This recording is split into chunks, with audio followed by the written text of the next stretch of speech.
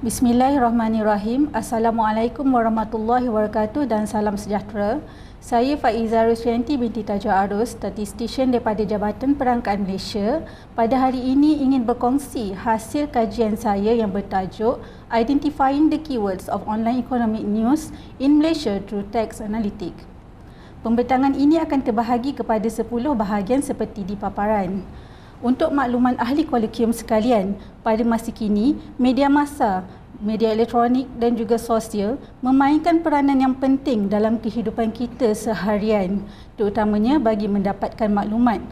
Perkembangan media elektronik ini memberi peluang dan ruang kepada kita untuk mengukur persepsi pengguna secara real time dan lebih telus dengan menggunakan medium seperti sistem pemantauan media.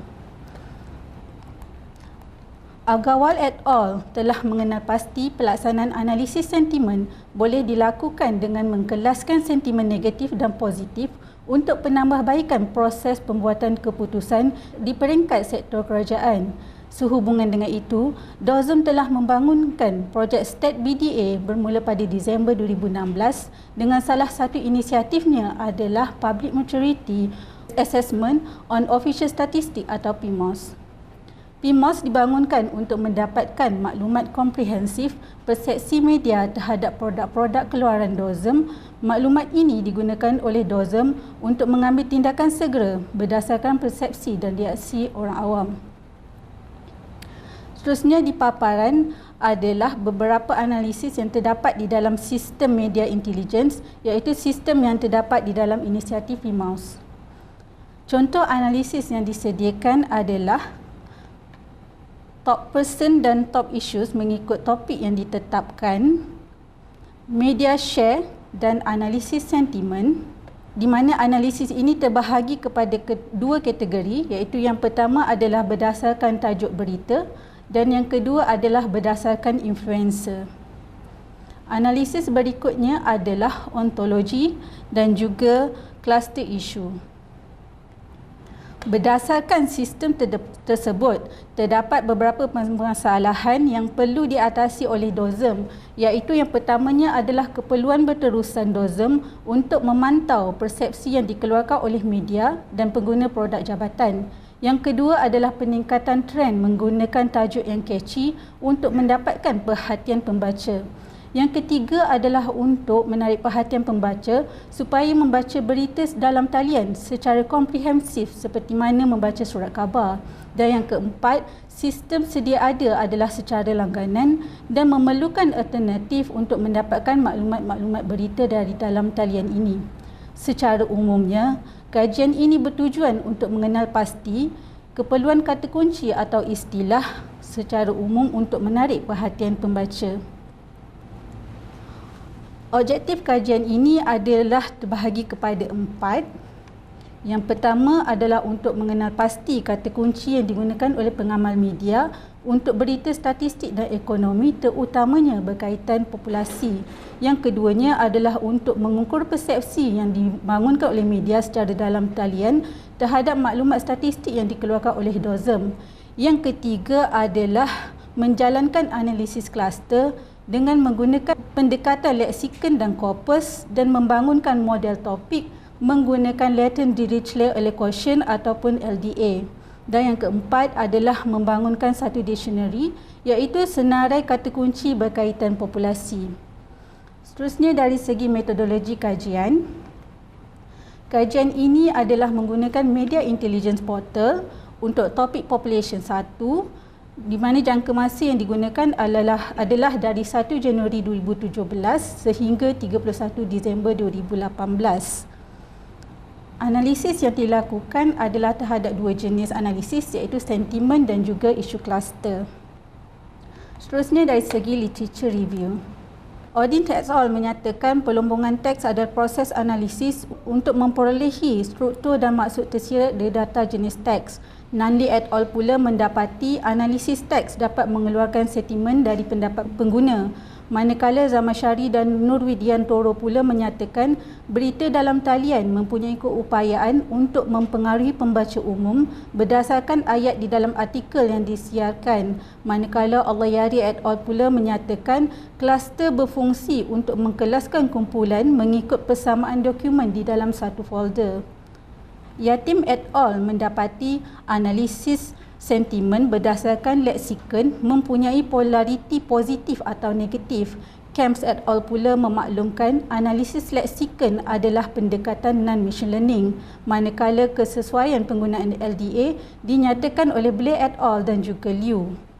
Kajian ini menggunakan perisian R dengan beberapa pakej berkaitan.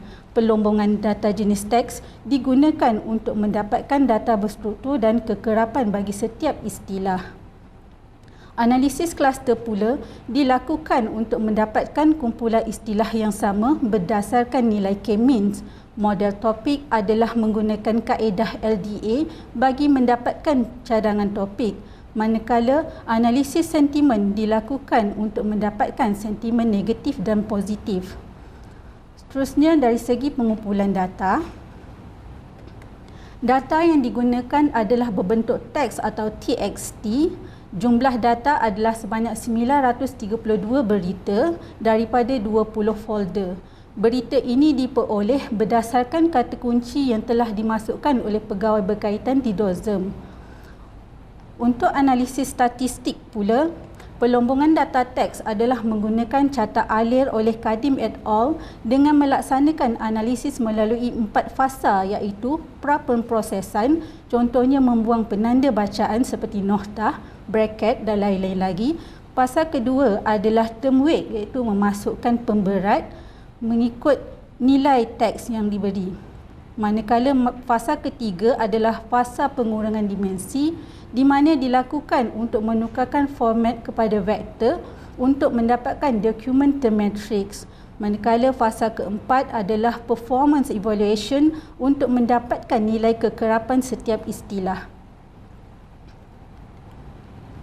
Analisis kluster digunakan untuk mengkelaskan teks mengikut nilai persamaan dengan menggunakan K-means, iaitu nilai probability. Terdapat dua metod di dalam analisis sentimen, iaitu secara machine learning dan juga secara non-machine learning, iaitu based on lexicon base. Kajian ini adalah menggunakan lexicon base. Secara umumnya, terdapat 3 jenis leksikon, iaitu Afin, Bing dan juga NARC. Leksikon ini adalah dictionary sentimen sedia ada secara unigram level ataupun setiap patah perkataan untuk penilaian. Seterusnya adalah hasil kajian. Didapati daripada 932 berita ini, istilah yang paling kerap digunakan adalah housing, diikuti oleh data dan seterusnya adalah market. 3 metod digunakan untuk mendapatkan bilangan kluster, iaitu Shillap method, Elbow method dan juga cluster plot. Secara keseluruhannya, kluster yang diberi ataupun yang dicadangkan adalah 2. Analisis LDA dilakukan untuk mendapatkan bilangan topik. Berdasarkan analisis, secara keseluruhan, topik yang dicadangkan adalah sebanyak 2 topik. Walau bagaimanapun, terdapat 4 folder yang mempunyai cadangan bilangan topik yang berbeza. Contohnya, media DH, jumlah topik yang dicadangkan adalah 3. Contoh analisis sentimen adalah seperti di paparan. Analisis yang dilakukan adalah untuk setiap folder, iaitu sebanyak 20 folder. Berdasarkan analisis sentimen keseluruhan dokumen, istilah tertinggi bagi sentimen negatif adalah issues, manakala bagi positif adalah affordable. Berikut adalah paparan perbezaan antara analisis yang dilakukan oleh sistem DPMAS dan juga analisis yang dilakukan oleh saya.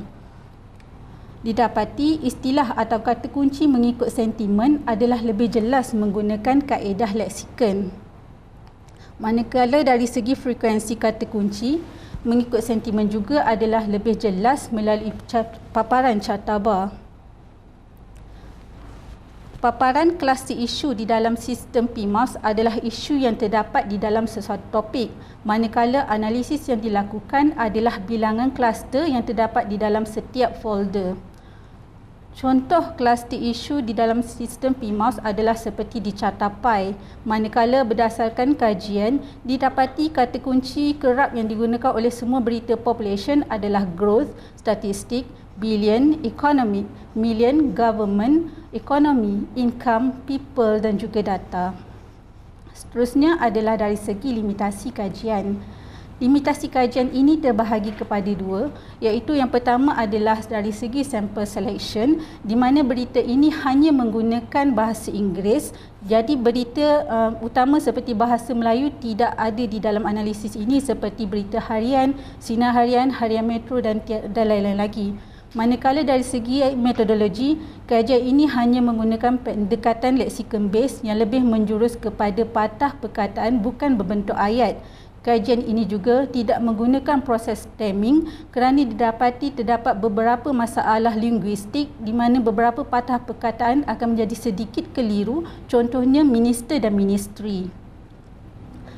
Dari segi signifikasi kajian, di peringkat DOSM dalam Plan Transformasi Jabatan di bawah Strategi 4, Strategi 1, Program 2 dengan jelas telah menyatakan keperluan untuk memperkasakan komunikasi statistik dengan pihak media. Dari segi peringkat negara, kajian ini dapat dikategorikan di bab 9 RMK 11 iaitu mentransformasikan perkhidmatan awam untuk produktiviti iaitu berkaitan analisis data raya dan juga data sains. Perkara ini juga diliputi oleh manual antarabangsa yang digunakan oleh DOSM iaitu GSBPM dan juga NCAF iaitu di mana keperluan setiap NSO untuk membuat penilaian untuk penambahbaikan perkhidmatan dan menguruskan kerjasama strategik dengan pengguna statistik. Dapatan kajian dan implikasi terhadap polisi kerajaan pula terbahagi kepada 5 iaitu RMK 11 seperti di signifikasi kajian tadi, manakala dari segi analitik data raya sektor awam pula melalui inisiatif GDOTS bertujuan untuk meningkatkan sistem penyampaian perkhidmatan kerajaan berpacukan data selaras dengan polisi ketiga iaitu Pelan Strategi ICT sektor awam 2016-2018. Polisi keempat pula iaitu Industri 4.0 di mana industri ini dijangka akan menghasilkan teknologi baru seperti automasi, digitalisasi, AI dan yang membawa semua cabaran baru antaranya dalam bidang data sains dengan penemuan maklumat dari jumlah data yang besar. Antara elemen utama dalam data sains adalah IoT, analitik data raya dan pemodelan. Dan yang terakhir adalah TN50 yang memerlukan kepakaran di dalam pengkomputeran, BDA, AI, robotik dan sebagainya.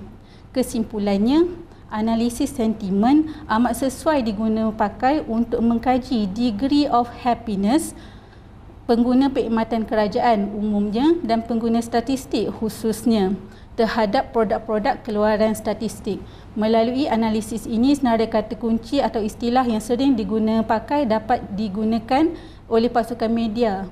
Dan kajian ini juga dapat digunakan sebagai medium penambahbaikan produk-produk keluaran jabatan supaya menepati jangkaan pengguna statistik dari masa ke semasa. Untuk makluman jua, metod yang sama telah digunakan untuk mengkaji jenis berita pengangguran di Malaysia pada tahun 2019.